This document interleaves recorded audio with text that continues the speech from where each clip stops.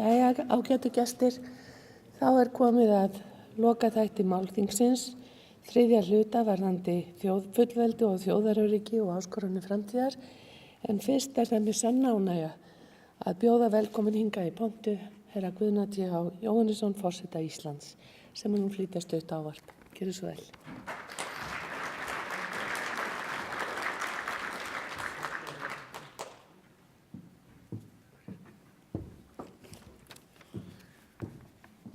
Fyrrverandi forseti, forsætisráðherra, góðir gestir. Það hefur verið sagt að það sé fátt eins hættulegt og að spá fyrir framtíðina. Hitt líka víst að það fátt eins hættulegt og að festast í fortíðinni. Það vel við hæfi að efna til málþings þjóðaröryggi á aldarafmæli fullveldis og vel við hæfi að horfa til áskorana framtíðar. En leið leitum við í sjóð sögunar og reynum að finna lærdóma, reynum að nýta okkur reynslu liðins tíma. Sú var tíð að einangrun okkar hér úti í ballarhafi átt að vera okkur vörn, átt að veita okkur þjóðaröryggi, en samt var það svo að ef við mistum tengslin við útlönd að fullu eða nær öllu var voðinn vís. Og einangrun gat líka borið með sér aðra vá. Einangrunin gerði okkur næmari fyrir farsóttum þegar þær bárust hingað.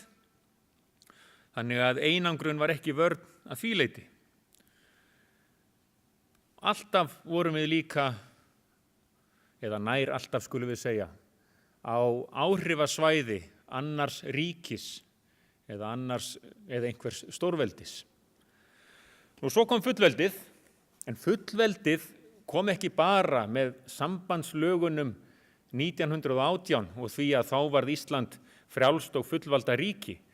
Fullveldið kom með togurum og verksmiðjum, vélvæðingu í sjávarútvegi og til sveita, verkmentum, traustum efnahagslegum stoðum sem var smám saman skotið undir samfélagið hér.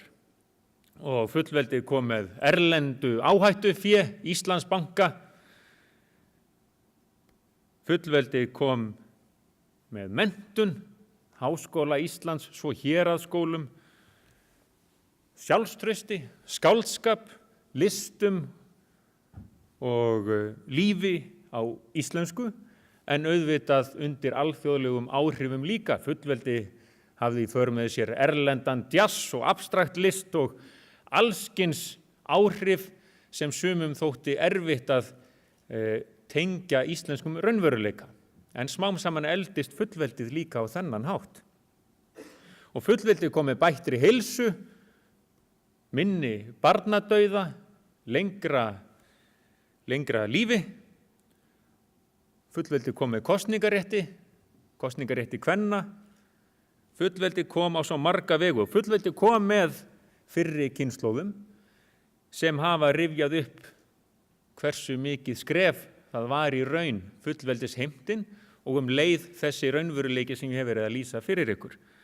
Sigurður Pálsson skáld lýsti því í bernsku bók sinni hvernig föður hans og móður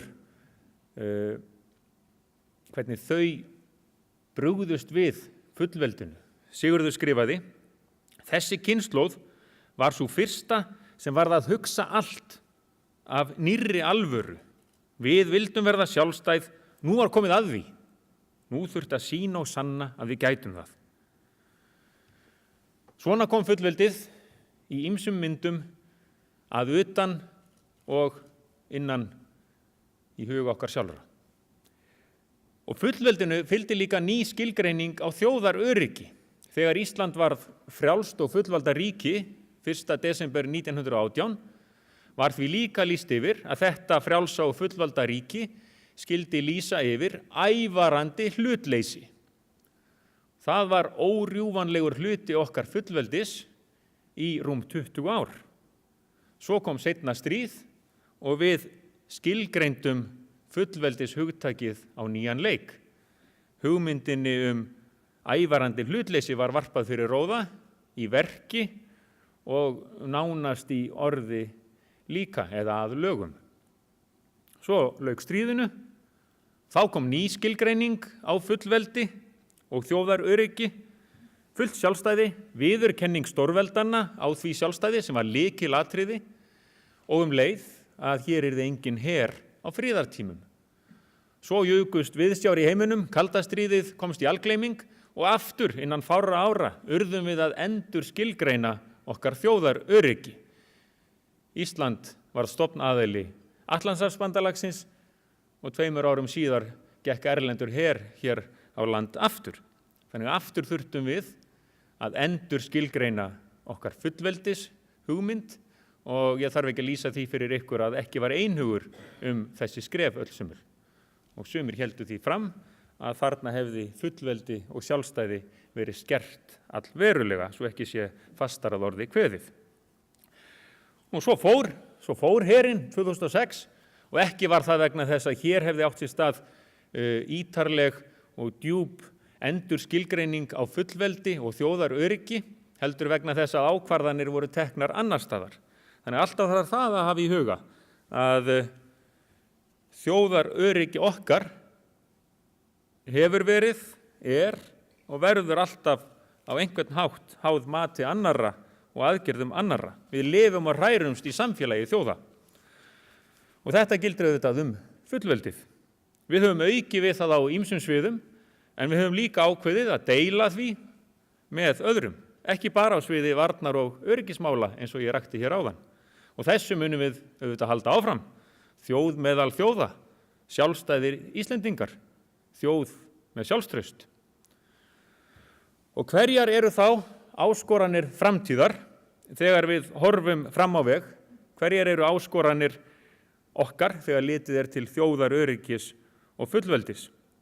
Ég minntist á hættuna því að spá fyrir framtíðina. Við vitum ekkert hana. Við höfum ekki hugmynd hvað næsta kynslóð verður að vinna við eftir nokkur ár eða áratugi. Framtíðin óviss og þannig á hún að vera. Við getum sagt við okkur sjálf að mannfólkið hefur aldrei verið eins heilbrigt þegar á heildina litið, efnað og vel menntað. Við getum alltaf gert svo miklu betur, ekki misskilja mig, en þessi framtíðarsýn, hún á að vera björt og fögur, en ekki samt klísjukend og á ekki að bera með sér einhvers konar sýn pollýönnu, þar sem við gerum gott úr öllu og lítum fram hjá því sem miður að fara. Þetta tæki hér mikill bölvaldur, segja sumir, en það má líka nota snjallsímann til góðra verka. Sigurður Pálsson, sem ég minntist á, hann orti ljóð framtíðina og eitt sinn voru þeir dagar að ég hefði þurft að skrifa það niður. Ég tók bara mynd af því í bókinni og hef það hérna í símanum. 9-ársljóð úr ljóðlínudansi frá 1993. Sigurður Pálsson orti. Svo oft hefur einhver nútími sagt: Halló, ég nútíminn, mín framtíðin og dýrðin, þróunin, fram fylking. Svo oft hefur verið sagt síðustu 200, 300, 500 ár, lína tímans fer síbatnandi. Framtíðin ávallt betri en nútíðin. Svo oft hefur ofsa trúin á tímans batnandi rás, trúin á nýjan mann, breytt manninum í geðveika afturgöngu langra nátta. Orti Sigurður Pálsson, samanber það sem ég les úr snjallsímanum mínum. En fyllum samt von, þegar við horfum fram á veg, hvort sem litið til fullveldis og þjóðaröryggis, auðvitað eru áskoranir framundan og ég hlakka til að hlusta á rökræður fólk sem þær hér á eftir. Loftslagsmál, heilbrigðismál, lýðheilsa, forvarnir, geðheilsa, framtíð íslenskra tungu, allt saman mikilvægar áskoranir, brýn verkefni. En verum samt bjartsýn. Ég ætla að leyfa mér að vitna líka í Ingibjörgu Haraldsdóttur heitna. Hún var í viðtali einmitt framtíðina og sýn á hana og sagði sem svo, þetta er dálítið löng tilvísun en hún segir sitt.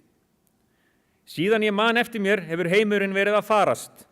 Ef það var ekki atómbomban var það heimsvaldastefnan, kommunismin, alnæmið, ofbeldið, kapitalismin, klámið, mansalið, eiturlyfin, gróðurhúsaáhrifin, trúarbragða ofstækið, hernaðarhyggjan, náttúruhamfarirnar, hryðjuverkaógnin, offitan, hungrið, vassleysið, fuglaflensan, endalok tungunar, dauði ljóðsins. Alltaf vofði eitthvað yfir okkur og vofir enn.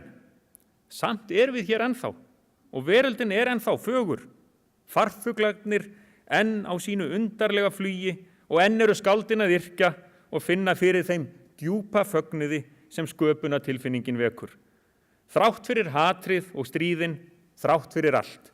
Þannig að, kæru vinir, það er verk að vinna, já, en við eigum að mæta óvissu framtíðarinnar með von í hjarta, bjartsýn og full tilhlökkunar. Biturð, ótti og tortryggni, það er ekki gott veganesti inn í óræða framtíð. Þakka ykkur kærlega fyrir.